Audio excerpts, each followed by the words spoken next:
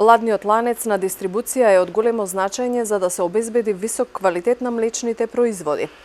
Порача председателот на групацијата за производство, откуп и преработка на млеко при Стопанската комора Ѓорги Петрушев. Појасни дека ладниот ланец е потребата млекото од својот пат од фармата до крајниот потрошувач како производ постојано да биде чувано на одреден ладен режим од 2 до 8 целзиусови степени, за да може да го сочува својот квалитет се до моментот на консумацијата.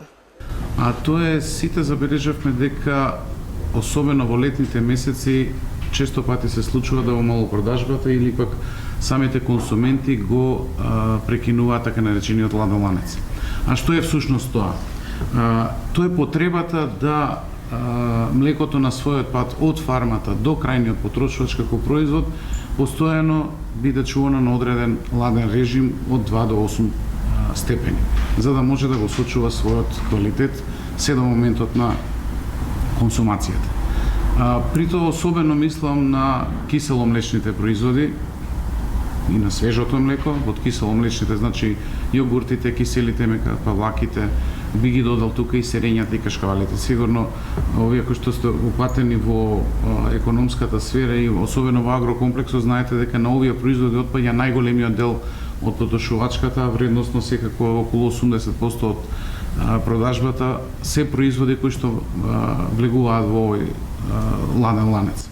За таа цел, Петрушев информира дека ќе се спроведе едукативна и промотивна кампања што ќе биде наменета за сите заинтересирани страни, особено во делот на малопродажбата и крајните потрошувачи.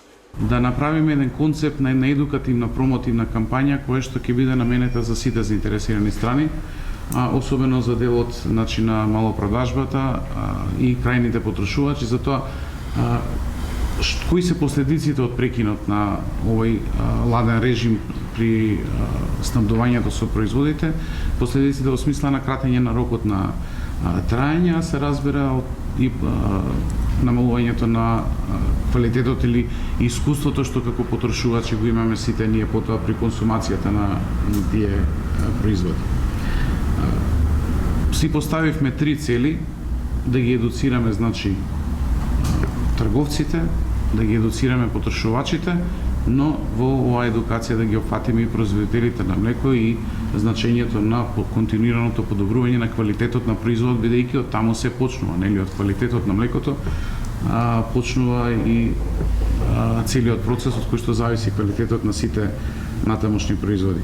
Во споредба со 2006 година, лани се забележува намалување од 5% во делот кај говеда, додека многу подрастично е намалувањето на бројот во делот на овчарството. Во споредба со 2006 година, кога имало 1.300.000 овци во државата, сега нема ни 700.000 овци, што е подрастично намалување, велат од Стопанската комора. Во делот на откупот на млеко, бележиме исто така негативни трендови. Во 2006 година имаме околу 166 милиони литри производство на млеко.